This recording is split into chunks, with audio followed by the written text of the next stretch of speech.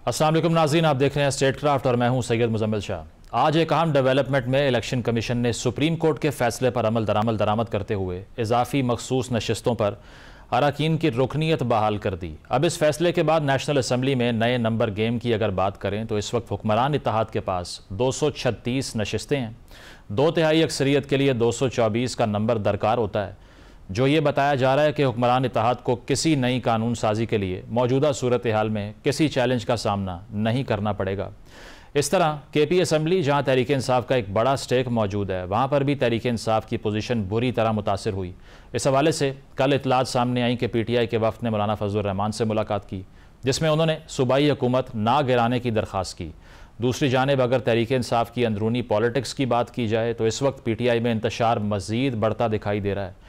कल अलीमा खान की तरफ से 10 मुहर्रम के बाद एहतजाजी तहरीक का ऐलान तो किया गया, मगर हमने पहले भी देखा कि एहतजाजी तहरीक का ऐलान तो ईद के बाद भी किया गया था।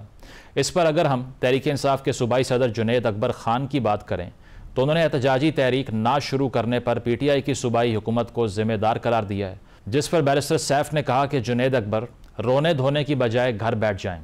इसके अलावा मुज़ाकरात की बात करें तो शाह महमूद कुरैशी समेत तहरीक इंसाफ के 4 सीनियर रहनुमाओं की तरफ से हुकूमत को मुज़ाकरात की पेशकश की गई, जबकि इमरान खान का मौक़िफ़ भी हमारे सामने है, जिसमें वो हुकूमत के मैंडेट को चैलेंज कर रहे हैं और साथ वो ये कहते हैं कि अगर मुज़ाकरात हुए तो फ़ैसला साजों के साथ होंगे। इस हुकूमत के पास फ़ैसले का कोई इख्तियार नहीं।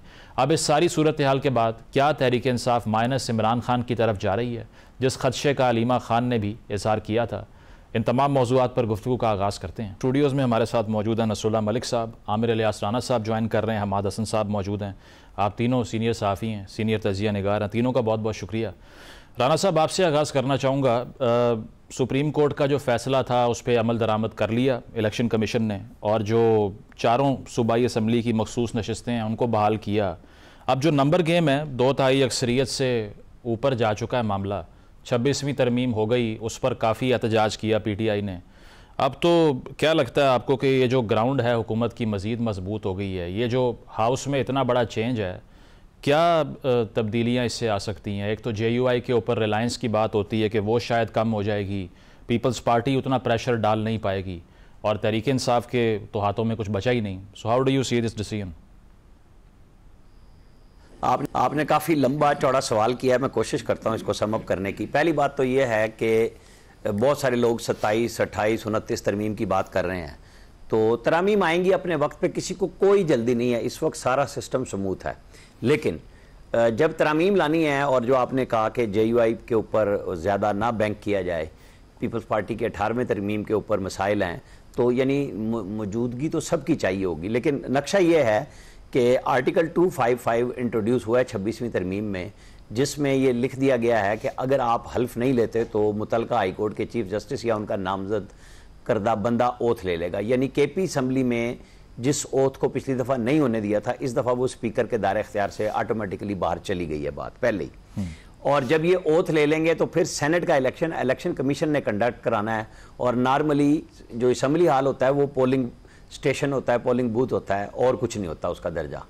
तो वो 25 लोग तो बैरिस्टर गौर कह रहे हैं ना PTI के आज़ाद हो गए ना, जो सुन्नी इत्तेहाद कौंसिल के, क्योंकि वो तो अब पार्लिमानी पार्टी नहीं रही। 8 जजों के अक्सरियती फैसला जो 12 जुलाई का था, उसके तहत वो फाइनलिटी होगी कि सुन्नी इत्तेहाद कौंसिल इस वक्त कोई पार्लिमानी पार्टी नहीं है, तो उसके लोग आज़ाद हो गए। आपको पता है PTI के हर दफ़ा KP से बदकिस्मती से लोग ज़्यादा बिकते हैं, और वो दूसरे लोगों को सेनेटर बनाते हैं। जो इमरान खान सुप्रीम कोर्ट में जस्टिस बंदयालवी पंचायतवी के तहत फैसला करा रहे थे कि आप आइन की बजाय कर दें, कि इलेक्शन कमीशन को, राजा सिकंदर सुल्तान को कहा था कि आप ओपन बैलेट कर दें, उन्होंने कहा आप लिख के दे दें, मैं ओपन बैलेट कर दूंगा, क्योंकि आइन में तो सीक्रेट बैलेट लिखा हुआ है। तो ये वो जो बात सीक्रेट बैलेट वाली है वो अब इनके गले पड़ेगी। वहाँ पे लोग सेनेटर दूसरे लोग मुंतखब करेंगे, और जो JUI के ऊपर बैंक करने वाली बात है वो ख़त्म हो जाएगी। बेनिफिशरी JUI भी होगी वहाँ पे, लेकिन ये सेनेटर पीपल्स पार्टी और नून इतने ले आएंगे कि इनको 2/3 अक्सरियत, क्योंकि अभी कौमी असम्बली में हो गई है, सेनेट में नहीं है, तो वो इनकी बन जाएगी। मुस्तकबिल के किसी भी नक्शे में जब ज़रूरत होगी कुछ तरमीम करने की तो वो सहल हो जाएगा, लेकिन अभी ज़रा चलेगा ना थोड़ा सा काम, इसको आप चलने दे। देखें कि अभी हजम नहीं हो रहा ये फैसला लोगों को, अभी वो देख रहे हैं, तावीलें ढूंढ रहे हैं कि मेरी सीटें, आपकी सीटें। हम तो पहले से कह रहे थे, 12 जुलाई के दिन से कह रहे थे कि 12 जुलाई वाला फैसला एक पार्टी की अकीदत में दिया गया, मोहब्बत में दिया गया, ये आइन और कानून के तहत नहीं है। आपको याद होगा सलमान अकरम राजा ने अब भी इसको रिव्यू में कहा कि आप आइन कानून को छोड़ें, डेमोक्रेसी के तहत हमें ये फैसला दे दें और हमें सीटें दे दें। तो जब इनकी मर्जी होती है तो ये डेमोक्रेसी के तहत फैसला लेना चाहते हैं, जब होती है तो ये आइन और कानून के धज्जे बखेर दिए गए हैं और फलाना कर दिया, ढिमकाना कर दिया। ये मुल्क है हमारा। ठीक है, मतलब पोजीशन तो चलें मुस्तहकम हो गई हुकूमत की। रसूलुल्लाह मलिक साहब, एक बड़ा सवाल इस पर यह है कि एक तो टेक्निकल नॉकआउट वाला आर्ग्यूमेंट है ना कि आपने लिस्ट जमा नहीं कराई, आपने जिस पार्टी पे इलेक्शन लड़ा उससे कोई जीता नहीं, आपने पार्टी स्विच कर ली, पटिशनर आप नहीं बने। वो सारा आर्ग्यूमेंट अपनी जगह, उतनी स्क्रूटनी अगर तमाम पार्टीज़ की शुरू हो जाए तो फिर तो शायद कोई भी ना बचे। इंसाफ हुआ है आपको लगता है?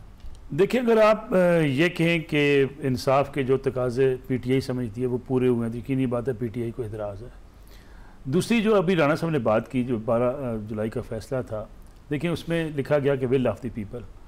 मेरे ख्याल में ख्वाहिशात पे फैसले नहीं होते। इसमें कोई शक नहीं पीटीआई के साथ कहीं ज़्यादती हुई है, पीटीआई कहीं विक्टिमाइज़ हुई है। जो पीटीआई लोगों के साथ करती रही है वो पीटीआई के साथ भी हुआ है, इसमें कोई दूसरी राय तो हो नहीं सकती। लेकिन आप विल ऑफ द पीपल की बुनियाद पे, ख्वाहिशात की बुनियाद पे फैसले नहीं देते। फैसले के लिए आपको डॉक्यूमेंट्स चाहिए, फैसले के लिए आपको एविडेंस चाहिए। मान लिया कि PMLN या पीपल्स पार्टी के इंतखाबात जो हुए हैं वो भी ऐसे ही हैं कि ठीक है जी, उन्होंने फैसला कर लिया और एक पूरी पार्टी के उहदेदार मुंतखब कर लिए गए। लेकिन जो रिक्वायरमेंट है उन्होंने पूरी करने के लिए उसको तो रिक्वायरमेंट पूरी की ना।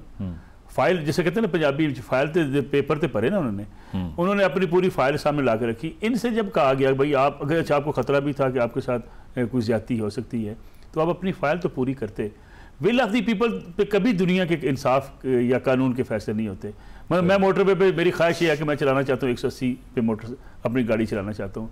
लोगों की ख्वाहिशात है ना जो रेस लगाएं मोटरवे के ऊपर, लेकिन विल ऑफ द पीपल से तो नहीं होता। आपको एक कानून को एहतराम के दायरे में रहते हुए आपको 130 से ऊपर या 120 से ऊपर गाड़ी नहीं। मलिक साहब, ये पॉसिबल था कोई हाई मॉरल ग्राउंड लेते हुए बिलावल भुट्टो साहब, शहबाज शरीफ साहब ये कहते कि हम ये सीट्स डिजर्व नहीं करते क्योंकि हमने ये सीटें जीती तो नहीं है, ये बोनस है सारा है, तो ऐसा हो सकता है? एक फिल्म का जुमला है, मैं वो आपके सामने रखूँ। वैसे उन्होंने कहा कि राजनीति में उसी का राज होता है जिसकी जीत होती है।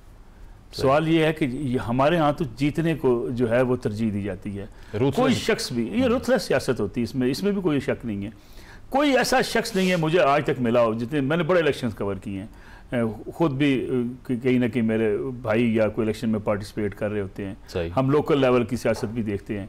आप मुझे बताइए कोई बंदा हल्फ देने को तैयार है कि उसको मौका मिले कि 5 वोट डलवा सकता हो तो उसने वोट न डलवाए हों? ये मेरे ख्याल में पाकिस्तान में कोई ऐसी मिसाल नहीं मिलती, छोटे लेवल पे भी। और आपको ये भी पता है कि हम बड़े बड़े पढ़े लिखे जो हमारे इंस्टीट्यूशंस हैं, प्रेस क्लब है, बार काउंसिल्स हैं, यानी वो जहाँ सिर्फ पढ़ी लिखी क्लास होती है, वहाँ पे भी आप भी वोट डालने जाते हैं तो बाहर निकल के पूछता है कोई बंदा जनाब किनू वोट पाया? सर तो पाया। अगला पूछता है किनू पाया? तो पाया। सही। तो मेरे ख्याल में ये हाई मॉरल ग्राउंड जो है वो शायद हमारे यहाँ उस तरह नहीं है। और ये अगर होती तो देखे ना, माजी में जब आपसे कहा जा रहा था कि हम 2 सियासी जमातों को ख़त्म करके आपको ला रहे हैं, तो आप कहते हैं मुझे नहीं चाहिए। तो ये शायद ये किताबी या कहीं तकरीरों में तो ये हो सकता है कि मैं कहूँ आइडियल चीज़ है, लेकिन जितना जिसको मौका मिले वो उससे पीछे नहीं हटता। सही। हमाद साहब, एक तो इस पर भी कमेंट कर दीजिए, ये जो कौमी असम्बली का चेंज है, और इसके अलावा ख्वाजा आसिफ साहब ने कहा कि उनको ये महसूस होता है कि पख्तूनख्वा में जो अपोजिशन की पार्टियाँ हैं वो शायद अलायंस बनाकर गंडापुर साहब की हुकूमत को ख़त्म कर दें। जवाब में गंडापुर साहब ने यह कहा कि खान साहब की अमानत है ये असम्बली, जब वो कहेंगे मैं इसको डिज़ोल्व कर दूंगा। वैसे तो जमहूरियत में ऐसा कोई कॉन्सेप्ट नहीं है कि किसी शख्सियत की अमानत हो, पूरी असम्बली अवाम की अमानत होती है, लेकिन पहले भी वो ऐसा कर चुके हैं। आपको याद होगा 2 असम्बलियाँ डिज़ोल्व की उन्होंने अपने हाथों से। तो अब आकर जो पख्तूनख्वा में भी अगर उनसे इक़्तिदार ले लिया जाता है, ये फेयर होगा कि अगर उनको पूरे सिस्टम से ही हम एक्सक्लूड कर दें तो मज़ीद मुश्किल पैदा होगी हुकूमत के लिए, नहीं? देखिए, ख्वाजा साहब ने जो बात की कि वहाँ पर अपोजिशन मिलकर अदम एतमादी आई, तो ऐसा अमली तौर पर फ़िलहाल नामुमकिन है, क्योंकि इस वक्त तो तकरीबन 28 मेंबरान हैं खैबर पख्तूनख्वा असम्बली में। मुस्लिम लीग के पास तकरीबन 10 मेंबरान हैं, 9 जमीयतुल उलमा इस्लाम के पास है, 5 पीपल्स पार्टी के पास है, 2 ANP के पास है और 2 पार्लियामेंटेरियन PTI के पास है। तो ये तो तकरीबन टोटल 28 बनते हैं। और इनको मजीद 26 सीटें मिलेंगी मखसूस सीटों से, तो ये कुल तादाद तकरीबन 54 हो जाएगी, जबकि अदम एतमाद के लिए इस वक्त तकरीबन 73 मेंबर दरकार हैं। तो 73 मेंबर कहाँ से आएंगे? 73 मेंबर वहाँ से आएंगे जो खैबर पुख्तनख्वा असम्बली के अंदर, मैं तो पहले दिन से कह रहा हूँ कि कई ग्रुप्स मौजूद है, शदीद नाराज़गियाँ मौजूद है। गंडापुर का अपना एक मौसर ग्रुप पहले से मौजूद है जिसमें ज़्यादा MPAs उसके जुनूबी अजला से ताल्लुक़ रखते हैं, DI खान, वज़ीरिस्तान, टांग, लकी मरवत, बनू, इन इलाकों से। लेकिन इसमें मलकन, सेंट्रल पेशावर और हज़ारा के कुछ लोग भी शामिल हैं। एक तो वो ग्रुप है। दूसरे ग्रुप से असद कैसर शाहराम तरकाई का ग्रुप है, आतिफ खान का ग्रुप है, फिर ऊपर से शहरियार अफरीदी और इन लोगों का अलग से ग्रुप है। एक तो ये ग्रुप्स मौजूद है। ज़रूरी नहीं है कि ये ग्रुप हमेशा बाहम यकजा रहे, बल्कि इन ग्रुपों में वक्त के साथ ये देखेंगे, मुख्तलिफ मामलात को देखेंगे और उसके मुताबिक ये अपनी अभी भी आज की भी खबर है ना, आज की भी खबर है, जुनेद अकबर साहब ने कहा कि एहतजाज गंडापुर साहब की वजह से शुरू नहीं हो रहा। बैरिस्टर सैफ ने कहा कि जुनेद साहब से काम नहीं हो रहा, आप घर बैठ जाएं। तो ये डिवीजन तो बहुत ज़्यादा विजिबल है जिसकी आप बात कर रहे हैं। देखिए, ये डिवीजन तो पहले दिन से थी। जब जुनेद अकबर को सूबाई सदर बनाया इमरान खान ने, तो गंडापुर उसके इतने मुखालिफ थे कि उसने अभी तक सिर्फ एक जलसा किया, वो भी सवाबी में किया था, और सवाबी में वो जलसा नाकाम हो गया था। बल्कि भी कुछ दिन पहले जुनेद अकबर ने एक इंटरव्यू में कहा कि मेरे साथ शाहराम तरकाई, आतिफ खान और कुछ लोगों ने, बुनेर के रियाज और दूसरे लोगों ने मदद की, तो उनकी फंडिंग रोकी गई है। तो फंडिंग किसने रोकी? वज़ीर आला तो उनकी अपनी पार्टी के अली अमीन गंडापुर है।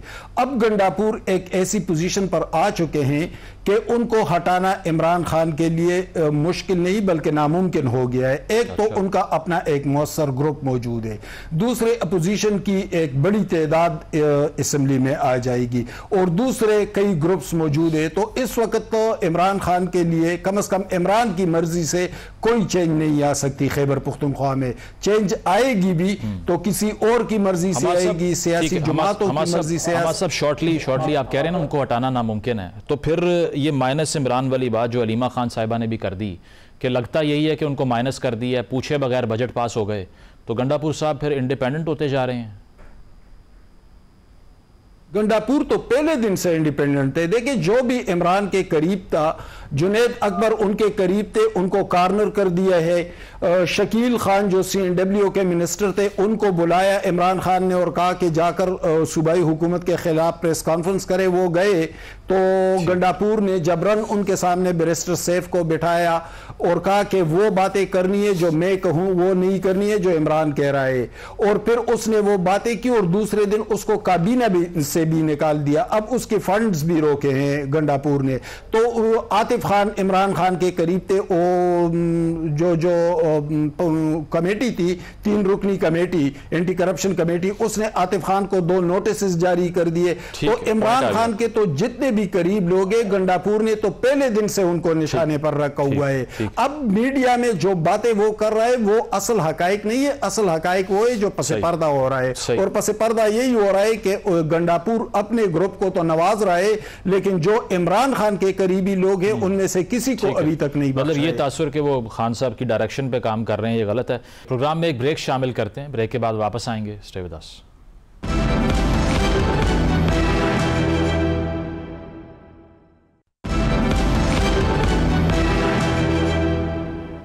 वेलकम बैक नाजरीन, डिस्कशन को कंटिन्यू करते हैं। राना साहब, आपकी तरफ आता हूँ। एक ख़त अब सामने आ गया है और इसमें शाह महमूद साहब, यास्मीन राशिद साहिबा, मियाँ महमूद रशीद, उमर सरफराज चीमा, इन सब के दस्तखत मौजूद हैं। अब पहले तो PTI के हवाले से किसी खबर का डिनाइल आ जाता है, हमेशा ये मसला रहता है, लेकिन बैरिस्टर गौर साहब ने भी तस्दीक कर दी है इसकी। ज़राए ये बता रहे हैं कि जो मुज़ाकरात की दावत दी PM साहब ने, शहबाज शरीफ साहब ने, उसका जवाब देना चाह रहे थे ये रहनुमा, लेकिन खान साहब इसके हक़ में नहीं थे। तो पहले ज़रा इस पर रोशनी डालें कि 2 साल खान साहब को भी हो गए हैं जेल में। ये तो आप मान लें कि फिर टोटल नॉन कॉम्प्रोमाइजिंग अप्रोच है, और वो कह रहे हैं कि आप दावतें देते रहें, हमने जवाब नहीं देना। इन चारों को सेपरेटली ख़त लिखना पड़ गया। देखिए, हमने ना असल में सियासत बना ली है, काम बना लिया है कि चैनलों में चस्का है कि इमरान खान को डिस्कस करो। वो बेचारा फंस गया हुआ है, उसके लोग कसम पुरसी में हैं जो ये ख़त लिख रहे हैं। उसका चेयरमैन, उसे ना इमरान खान मिलता है ना उसे कोई और मिलता है, जिनकी वजह से उनकी वैल्यू बनी। वो एक शरीफ आदमी है बैरिस्टर गौर, वो बिल्कुल अब किसी तरफ के नहीं रहे। ये ख़त तो उनके पास 2 दिन से था और ये उनकी बहनों के इल्म में भी था। अगर इमरान खान ने जवाब देना होता तो कल आ जाता, अगर नहीं आया तो कल दे दें, जुमेरात को फिर लोग मिलेंगे जाके, आखिर हफ्ते में 2 दिन या 1 दिन तो मुलाकात होती है। तो खान साहब तो कह रहे हैं ना कि मैंने उनसे बात करनी है जो उनसे बात ही नहीं करना चाहते। उनके नज़दीक वो एक ख़त्म इशू है कि जी वो अपनी जगह पे रहें, उनके केसेस भी चलेंगे, इसी तरह चलेंगे। और इस मुल्क के हवाले से उन्होंने जो फैसले करने थे उस पर अदालती मोहरें लग रही हैं मुसलसल आके, हर फैसले के ऊपर, एक के बाद दूसरा, दूसरे के बाद तीसरा। और अब ये जो ख़त आया है इसको आप समझ लें कि उन बेचारों की तरफ से यह है कि जैसे शाह महमूद कुरैशी ने कहा था, यार हम भी लाहौर में जेल में पड़े हैं, कोई हमें भी मिल लिया करो। तो PTI की क़यादत अपने लीडर के लिए मुजाहरा करने को तैयार नहीं है, तो जेलों में कहाँ से जाके मिलेगी। तो ऐसे में वो मुहिम का कहें कि जनाब हम 10वीं मुहर्रम के बाद चलाएंगे, कहीं उनके साथ शाह महमूद को ये महमूद अचकज़ई खड़े होते थे, कहीं शाहिद खाकान थे, वो सारे कहाँ गए लोग, यही मौजूद है ना। लेकिन खान साहब की और 3 दिन से तबर्राबाजी शुरू है मौलाना फजल रहमान पे PTI की तरफ से मुसलसल खुल्लम खुल्ला, और उनको वो चैलेंज कर रहे हैं कि इनकी हैसियत नहीं थी, हमने इनको हैसियत से बढ़ के, वो परसों प्रेस कॉन्फ्रेंस भी की शेख वकास अकरम ने कि ये तो हम लगा रहे थे मुंह, और ये जनाब क्या बात है कि इनके पल्ले क्या है। तरमीम के ऊपर वो राजा सलमान अकरम राजा साहब बड़े खूंखार लहजे में कह रहे हैं कि हमने कोई मुआहदा नहीं किया और कोई बात नहीं की, और रोज़ाना वहाँ पे उनकी इक्तदा में मुक्तदी होते थे, नमाज़ें भी पढ़ते थे, बैठते भी थे, तारीफ़ें भी करते थे। तो अब इनकी अपनी अपनी बका की आ गई है। ऐसे में मेरा ख्याल है कि गवर्नमेंट तो जो भी करेगी, अब हमारे यहाँ ज्यादा डिस्कशन रह गई है इमरान खान की, बाकी कोई ग्राउंड पे तो ये इनकी जो अपनी सियासी जमात है देखें, आज उनको प्रेशर पड़ा है, राणा साहब फिर ये राणा साहब आप ये उसमें बैठे मीटिंग कर रहे हैं। आप फिर ये कंफर्म कर देना कि ये जो माइनस इमरान की बात हो रही है, फिर आपको लगता है कि अलीमा खान साहिबा सही कह रही हैं, ये कू हो गया पार्टी के अंदर से, डिस्कनेक्ट हो गए हैं सारी लीडरशिप जो पार्टी की है, खान साहब की डायरेक्शंस के बगैर फैसले कर रहे हैं। कितने अहम तरीन लीडर हैं जिन 5 या 6 का ये खत है, वो क्या कह रहे हैं, वो यही बात बता रहे हैं ना कि भाई बात करो, हमें बात करने दो, हमें रास्ता निकालो। सियासी लोग जो होते हैं ना वो बात करना चाहते हैं, हर सूरत में बात करते हैं, जिद नहीं होती। जिद एक खास वक्त होती है, आपने 2-3 दफ़ा 4 दफ़ा चढ़ाइयाँ की, आपको रास्ता नहीं मिला, तो सियासी लोगों ने जेल में बैठ के ये सोचा है कि पता नहीं खान साहब करें ना करें, हम तो करेंगे। अब वो पंजाब की क़यादत अलग होती है नहीं होती है, माइनस इमरान खान की तरफ इनके अपने तमाम लोग जा रहे हैं, किसी और को जाने की ज़रूरत ही नहीं है। ठीक है, मतलब आपको वो अलीमा खान साहिबा की बात ठीक लग रही है। मलिक साहब, एक तरफ ये कहना खान साहब का कि बात सिर्फ इस्टेब्लिशमेंट से की जाएगी, जिनके पास ताकत है उनसे ही बात होगी, और ये जो ख़त सामने आया इसमें कोट एंड कोट ये लिखा हुआ है कि सियासी मुज़ाकरात का आगाज़ करने के लिए हम आमादा हैं, मुल्क का कोई मसला होगा वो सियासी तौर पर हल हो सकता है। ये एक ही पार्टी में इतने बड़े 2 स्कूल ऑफ थाट्स हैं, तो ये चलेगा किस तरह प्रोसेस? अच्छा, पहले मैं अर्ज़ करूँ, जो ख़त लिखा गया है इनमें से कुछ हमारे बड़े मेरे अच्छे दोस्त भी हैं। हुआ ये, इस मुल्क की बदकिस्मती ये हुई कि ये जब पाकिस्तान तहरीक इंसाफ 2011 के बाद, ये बहस है अपनी जगह पे, कुछ लोग इस पे कहते हैं नहीं ऐसा नहीं है, जब इस्टेब्लिशमेंट की छतरी के नीचे आने के बाद उन्होंने पॉपुलैरिटी का एक सफ़र शुरू किया।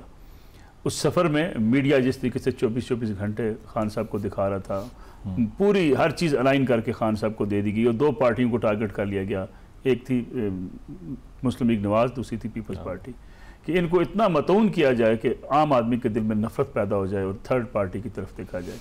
अच्छा, उसमें वो कामयाबी भी काफ़ी हद तक हुई है, अब हम माने या ना माने, लेकिन ये पॉपुलैरिटी मिली।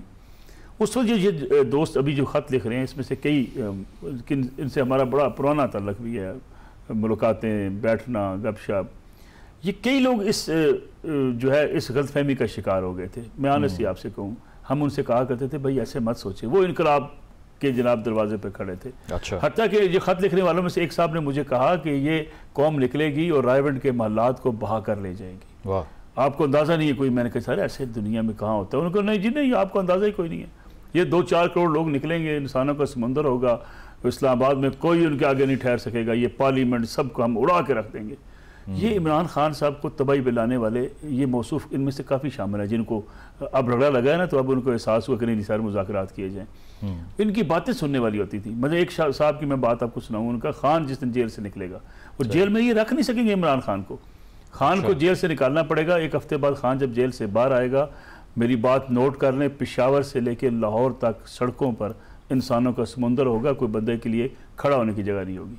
ये बिल्कुल वही वाकया जो हम बचपन से सुनते आए हैं कि वो शेर ने कहा था ना 200 गीदड़ों को इकट्ठा करके कि जनाब मेरे बाल खड़े हैं, दुम जो है वो टेढ़ी हो चुकी है, आंखें लाल हो गई, उसने छलांग मारी, आगे 12 सिंगा था, उसे पेड़ फाड़ दिया, कहता ना बाल खड़े थे ना आंखें लाल थी, मरवा दिया तुम लोगों ने। मतलब इस तरह का बयानिया ये बयानिया जो बनाया गया उसमें आज भी देखिए कई सोशल मीडिया पे बैठे हुए जो बाहर भाग गए हैं। किसी ने आज बड़ी खूबसूरत बात देखी थी कि खुद बाहर नस गया साढ़े खानों अंदर करा गया, यानी कई ऐसे लोग भी हैं ना कि जो यहाँ से बाहर भाग गए, खान साहब बेचारे मुश्किलात बर्दाश्त कर रहे हैं। सही। ये लोग इनको रियलाइज़ हो गया है, काफ़ी अर्से से रियलाइज़ हो गया है कि भाई हम बातचीत से ही बात नहीं कर सकते हैं, हम अपनी आवाज़, देखिए इसमें क्या लिखा है खत के अंदर, इल्ज़ाम तराशी से भी गुरेज किया जाए। भाई आपने तो इस हद तक इल्ज़ाम तराशी लगाई है कि आपने हर बंदे को मतऊन किया हुआ है, इख्तिलाफ राय करने वालों को आपने जो है खारिज इस्लाम करार दिया हुआ है।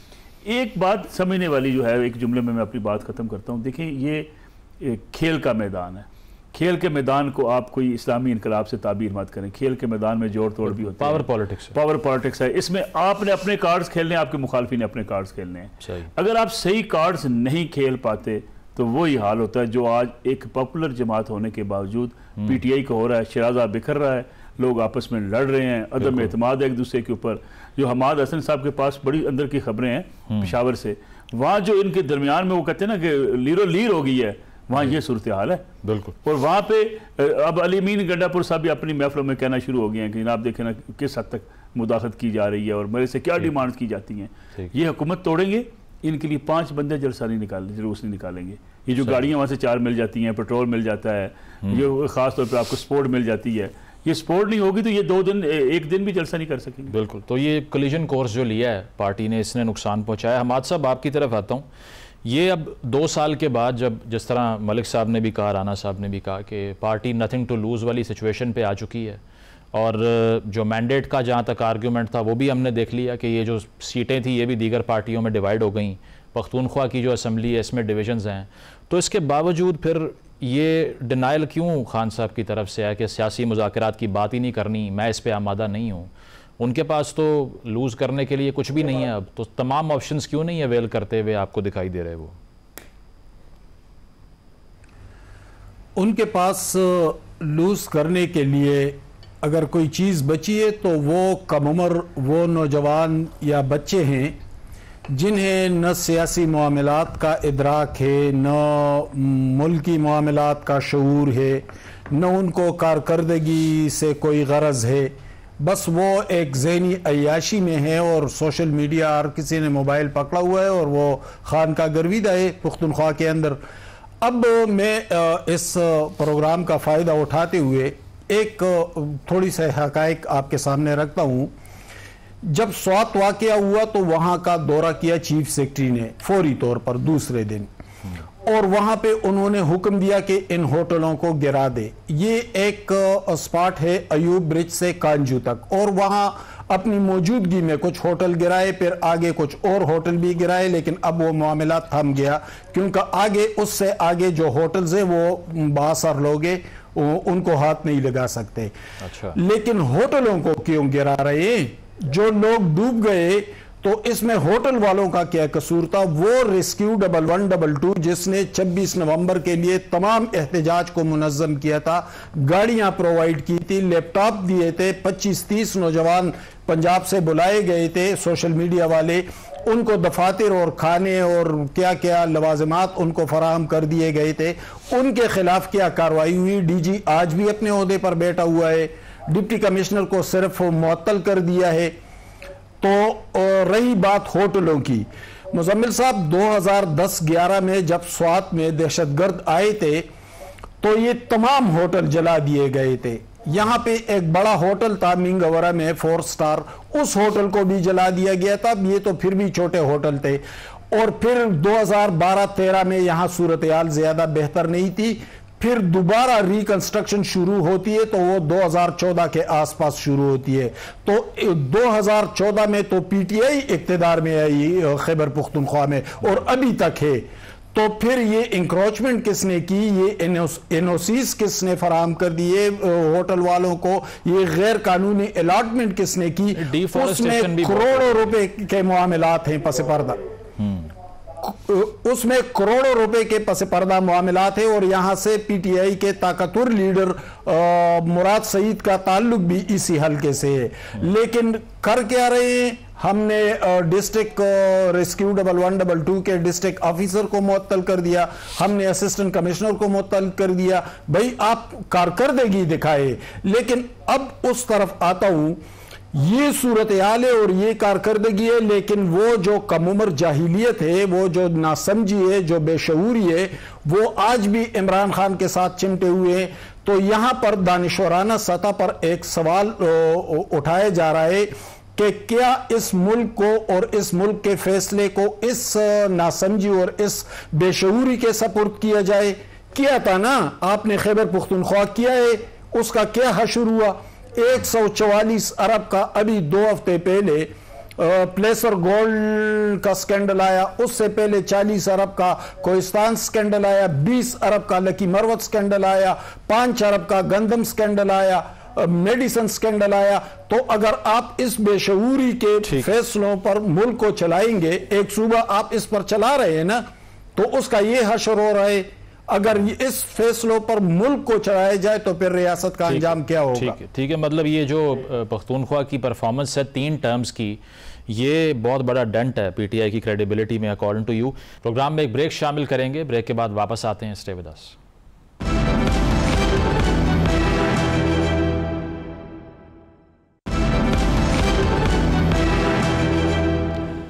वेलकम बैक नाजरीन। पैनल हमारे साथ मौजूद है, गुफ्तगू को आगे बढ़ाते हैं। राना साहब आपकी तरफ आता हूँ। ये तख्तियाँ लगाने का जो कल्चर है ये काफ़ी डिस्कस हो रहा है। पंजाब हुकूमत की जहाँ तक बात है, 2025-26 का जो बजट है, स्टैटिस्टिक्स ये बताते हैं कि इसमें 13 ऐसे प्रोजेक्ट्स हैं जो कि आया नवाज शरीफ साहब या मरीम नवाज साहिबा के नाम से मंसूब किए जा रहे हैं। पंजाब इंस्टीट्यूट के गालिबन जिना इंस्टीट्यूट के जो कार्डियोलॉजी सेंटर है उसका नाम मरीम साहिबा के नाम पे रखने की खबर आई, पर डिनाइल भी आ गए। लेकिन सवाल तो ये बनता है ना कि अगर ये पब्लिक सेक्टर के मामलात हैं, टैक्स पेयर का पैसा है, तो इसको किसी एक पार्टी की लीडरशिप के नामों से मंसूब करने की क्या ऐसी ज़रूरत पेश आ जाती है जिस पे तनकीद इतनी होती है। देखें, असूली तौर पे पाकिस्तान के जो मशाहिर हैं उनके नाम पे नाम रखे जाते हैं, रखे जाने भी चाहिए, और जिन लोगों ने काम किया हुआ है उनके नाम रखने में हर्ज भी कोई नहीं है। यहाँ पे चूँकि रस्म चली है कि हर एक के ऐसी की तैसी फेर दो, जैसे वो एक अरबाब नियाज स्टेडियम था और उसको किया भी कुछ नहीं और उसका नाम इमरान खान स्टेडियम रखा, तो इमरान खान को मजबूरन नाम वापस लेना पड़ा। अब आप जो कुछ भी कहें, मैं कुछ भी कहूँ, मरियम औरंगज़ेब तरदीद करें, लेकिन एक दफ़ा तो सलमान रफ़ी कह चुके ना कि बोर्ड ने मरियम नवाज़ इंस्टीट्यूट ऑफ कार्डियोलॉजी के कुछ नाम रखने की थी। अच्छा किया उन लोगों ने इस बात को ख़त्म कर दिया। मेरे हिसाब में कोई ऐसी बात नहीं थी और ना ही रखना चाहिए था उन्हें। लोग रखते हैं, वो अपनी खुशी से रखें। जहाँ पैसा आपका नहीं लग रहा उसका कि आप चीफ मिनिस्टर के नाम पर रखते हैं, प्राइम मिनिस्टर के नाम पर आपसे लोग इफ्तिताह की तख्ती लगवाएँ, वो ज़रूर लगाएँ। तो ये कल्चर ठीक नहीं है। लेकिन जिन लोगों ने काम किया हो, नवाज शरीफ ने इस मुल्क के लिए बेपनाह काम किया है, उसको डिसक्रेडिट किया गया इस मुल्क के अंदर। तो अगर उसके नाम पे नाम रखा जा रहा है, मैं तो नहीं उसको समझता कि ये कोई बुरी बात है कि जिन लोगों ने काम किया हो। हाँ, आज सिटिंग चीफ मिनिस्टर को अपने काम करने चाहिए ताकि कल को लोग याद करें कि इन्होंने ये काम किए थे और फिर आने वाले लोग नाम रख दें, फिर कोई हर्ज नहीं है। बाकी इस मुल्क में बहस चलती है, वो चलती रहेगी, इससे कोई फर्क नहीं पड़ता। तनकीद का मौका तो मिलता है ना। फिर जिस तरह अंसार अब्बासी साहब कह रहे हैं कि आप पंजाब का नाम भी चेंज कर दें, सूबा मरीम नवाज रख दें। वो पता क्या होता है, मैं अब अंसार अब्बासी हमारे दोस्त हैं, जर्नलिस्ट हैं, उनके घर पे अगर सड़क जाए और उसको सरकार बना दे तो वो मेरिट पे है। अगर कोई नाम रख दे तो ये मेरी और आपकी राय हो सकती है ना, कोई भी। वो हरफे आखिर तो नहीं है ना अंसार अब्बासी भी कि वो ये कह रहे हैं। क्यों कह रहे हैं जी? उनका दिल कर रहा है, कहें। मेरा दिल करता है मैं कहूँगा आपकी राय, मैंने अपनी राय दे दी। ठीक है। और इसके अलावा जो राना साहब ये पंजाब असम्बली के जो मामलात हैं उसमें मलिक अहमद ख़ान बेचर साहब भी ये कह रहे हैं कि ये फाशिज़म है कि हमने एहतजाज किया वज़ीर आला की तकरीर के दौरान, तो उसी बात पे हमारे खिलाफ कार्रवाई शुरू हो गई। इसको तो नॉर्मल होना चाहिए किसी जमहूरियत में, नहीं? हाँ, किसी जमहूरियत में, किसी मकाफत अमल में नहीं। नसरुल्लाह मलिक साहब साथ बैठे हैं, आप भी लाहौरी होते हैं शायद। आपको याद है आजमा बुखारी ने जो यादें कराई हैं बातें चौधरी परवेज लाई की स्पीकरशिप की? मीडिया गैलरी भी बंद थी ना, मीडिया की आवाज़ भी नहीं आती थी वहाँ से कि क्यों बंद है प्रेस गैलरी। कभी आई थी? वो बाद में मलिक अहमद खान ने आके खोली, आपको याद है? ये फाशिज्म जब वो कहती है कि हम नंगे पांव फिरते थे, बाथरूम के लिए पानी नहीं था, अफ्तारी के लिए नहीं था, तो ये बातें इन सबको आपस में देखनी चाहिए। ये बदले लेते रहेंगे सियासतदान, हमें तो ठीक है, दोनों एक दूसरे के साथ उतार रहे हैं बदले। यहाँ कोई जो बात आप अभी बात कर रहे थे मलिक साहब के साथ भी कि अखलाकी तौर पे सीटें वापस कर दें, वो यहाँ पे क्या वो करने आए हैं? वो कहते हैं ना पीर से तावीज़ ना लो, तो वो पीर नहीं मानते लोग। आप कहते हैं कि जनाब सीटें वापस कर दो। राजनीति इसलिए होती है कि जनाब मैं अच्छा हूं, मैं आपके घर हूं। वो राजनीति नवाज शरीफ ने करके देख ली थी, इमरान खान के घर के चल के गए थे और पीछे से चोर डकैत, जो शहबाज शरीफ जाके उमर अयूब से हाथ मिलाता है वो कहता है चोर डकैत। यहां मुरब्बत नाम की कोई चीज चलती है? ये मुल्क है सियासत का, ये जमहूरी अक़दार है। ये मलिक साहब ये जो बात कर रहे हैं राना साहब भी, आए फौरन आए वाली सियासत, तो ये फिर यही चलेगी आगे भी। पीपल्स पार्टी का जहाँ तक ताल्लुक है तो उसके हवाले से भी ख्वाजा आसिफ साहब कह रहे हैं कि इम्कान है कि वो वफाकी हुकूमत को ज्वाइन कर लें। अब तो ये पीपल्स पार्टी क्यों सोचेगी ऐसा करने का? से मफादात की शादियाँ सारी सियासत में जो इत्तेहाद होते हैं मफादात के लिए होते हैं। सही, सियासत में जोड़ तोड़ होते हैं, मफादात के लिए होते हैं। और पाकिस्तान की सियासत, मैंने पहले आपसे कहा, किसी असूल या किसी नज़रिए की बुनियाद पर नहीं है। हम सियासत में हम लोग क्यों आते हैं? हमारे यहाँ खिदमत के लिए करने वाले कितने लोग होंगे? लोग यही सोचते हैं कि मेरे लिए अपने लिए शान शौकत में इजाफा हो जाएगा, मेरा जनाब रोब दबदबा होगा, मुझे प्रोटोकॉल मिलेगा। जो पहले बात हो रही थी ना नाम रखने के वाले से, देखें मैं इसमें बिल्कुल राना साहब की बात से इत्तफाक करता हूँ कि पाकिस्तान की सियासत में या पाकिस्तान की तामीर और तरक्की में मियां नवाज शरीफ का एक बड़ा किरदार है। अब उसको माइनस नहीं कर सकते। जितने आपके बड़े तरक्याती मनसूबे 1990 से शुरू हुए, नवाज शरीफ को इसका क्रेडिट जाता है। और ये बात मैं आपसे एक और आज आपके पुराने अर्ज़ करूँ, आप बेशक इसको भी कई इंटरव्यूज़ में निकाल लीजिएगा, इमरान खान साहब खुद इस बात का इकरार करते थे कि अगर मियां नवाज शरीफ की सियासत पाकिस्तान में ना होती तो जो तामीर और तरक्की हमें नज़र आती है ये भी ना होती। ये इमरान खान साहब खुद सामने बैठ के भी कहा करते थे मियां नवाज शरीफ के। अब दूसरी तरफ ये है कि क्या उनकी जो उनका कंट्रीब्यूशन है पाकिस्तान के अंदर, उसकी बुनियाद पे अब जगह जगह उनके नाम से हॉस्पिटल, रोड्स बनाएं। मैं समझता हूँ इन चीज़ों से हमें बड़ा हो जाना चाहिए। सही, सियासतदानों को इस काम से निकल आना चाहिए, क्योंकि इसमें बड़ी तनकीद होती है। मुखालफीन आपके खिलाफ बात करते हैं। बिल्कुल उसी तरीके से देखिए, यहाँ गुर्बत है, यहाँ महंगाई है, अवामी मसाइल बहुत ज़्यादा हैं। आप बहुत महंगे कपड़े पहन के बड़ी आला शान की गाड़ी में जब आप उनके पास जाते हैं तो कई लोग आपको अपने आप को बड़ा हकीर महसूस करते हैं कि हमारे हुक्मरान जो हैं इतने ज़्यादा, उनके पास इतनी मालो दौलत है। सही, इसी तरीके से जब हम नाम रखते हैं तो आपके मुखालफीन, आपके दूसरे लोग, उनको एक अजीब सा एक एहसास है, महरूमी पैदा होता है कि जी मेरा बाप भी बड़ा था, उनके नाम पे होना चाहिए, मौका मिल जाता। बड़े बड़े प्रोफेसर इस मुल्क में गुजरे। अब देखें ना आप, या फिर सारे नामी अब डॉक्टर अब्दुल कदीर खान के नाम पे सारे रोड्स बना दें। तो मेरे ख्याल में रियासत को ये फैसला कर लेना चाहिए कि किसी भी बड़े मनसूबे का नाम पाकिस्तान के ऊपर डिस्करेज होना चाहिए। पाकिस्तान बड़े देखें कायद आज़म जो है वो, उन पे हम सारे मुतफिक हैं, अल्लामा इकबाल पे मुतफिक हैं, उनके नाम से रख लें। बाकी आप तय कर लें कि ये जो बड़े मंसूबे होंगे ये रियासत पाकिस्तान के हैं, पाकिस्तान का परचम लगाएं, पाकिस्तान मेडिकल हॉस्पिटल रखें, पाकिस्तान लाहौर हॉस्पिटल रख दें, ज़्यादा बेहतर। ठीक है हमाद साहब, मेरे पास लास्ट मिनट है। आप चूँकि पख्तूनख्वा की सियासत को समझते हैं, अब जो एहतजाजी तहरीक की बातें हम 2 ईदें गुजर चुकी हैं, सुन रहे हैं कि ईद के बाद शुरू हो जाएगी, अगली ईद के बाद शुरू हो जाएगी। अब राना सनाउल्लाह साहब कह रहे हैं किसी एहतजाज की तरफ ये जाते हैं तो हम फिर उसको निमट लेंगे उससे। तो आपको लगता है कि 26 नवंबर से पहले जो ब्रीफिंग्स दी गई पीटीआई की लीडरशिप को कि लाखों बंदा सड़कों पे आ जाएगा और उस तरह से आ नहीं सका, एहतजाज को क्रश कर दिया गया, इस बार ये अटेम्प्ट भी नहीं करेगी पीटीआई, अगर जो आप पिक्चर उसकी बना रहे हैं पख्तूनख्वा में, या फिर ऐसा कोई अगर एहतजाज का प्लान उनका हुआ भी तो कामयाब नहीं होगा? देखिए, अभी नसरुल्लाह मलिक साहब ने बड़ी अच्छी बात की कि सियासत मफादात का गेम है। तो इस वक्त पुख्तूनख्वा में पावर में तो गंडापुर है। गंडापुर पहले ये कैलकुलेट करेंगे कि क्या मुझे फ़ायदा हो रहा है एहतजाज से या नुकसान हो रहा है। अगर एहतजाज पर नाराज़गी हो रही है तो गंडापुर फिर क्या करेंगे? गंडापुर वही करेंगे जो हमेशा से वो करते चले आ रहे हैं। उसकी पार्टी को नुकसान हो रहा है, इमरान खान को नुकसान हो रहा है, उसके वर्कर गिरफ्तार हो रहे हैं, मारे खा रहे हैं, जेलों में जा रहे हैं, मुकदमात भुगत रहे हैं, तो करे। गंडापुर साहब की वजारत आला चल रही है।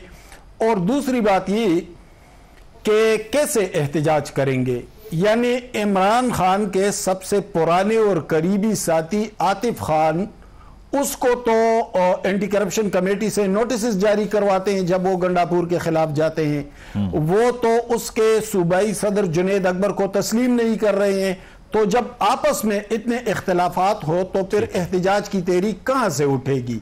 ये एहतजाजी तहरीक, ये मामला सिर्फ लीडरशिप तक नहीं है, बल्कि मैं ये भी बता दूं कि ये अब कारकुनों की सतह तक फैल गया है। पिछले दिनों मैंने एक प्रोग्राम में कहा था कि 10,000 मसाजिद को सोलर पैनल दिए गए थे और 4 लाख का सोलर पैनल 38 लाख पे हिसाब हुआ है, और ये पैसे कारकुनों की सतह पर सरायत कर चुके हैं। अब तहसील सतह पर, विलेज काउंसिल सतह पर या डिस्ट्रिक्ट लेवल सतह पर, वहां पर सेक्रेटरी एक ग्रुप का होता है, प्रेसिडेंट दूसरे ग्रुप का होता है, जॉइंट सेक्रेटरी तीसरे ग्रुप का होता है, वहां पर ये सूरत हाल है। तो वहां पर जब लीडरशिप में इतने इख्तलाफात हो तो फिर एहतजाज निकलेगी कहां से? और वही होगा जो 26 नवंबर को हुआ था। ठीक है, जो हाउस डिवाइडेड है आप कह रहे हैं, तो फिर एहतजाज पॉसिबल नहीं है, हो भी तो मफादात के खिलाफ है। बहुत शुक्रिया नसरुल्लाह मलिक साहब, आमिर इलियास राना साहब, हमाद साहब मौजूद थे। एक ब्रेक शामिल करेंगे, ब्रेक के बाद वापस आते हैं। Stay with us.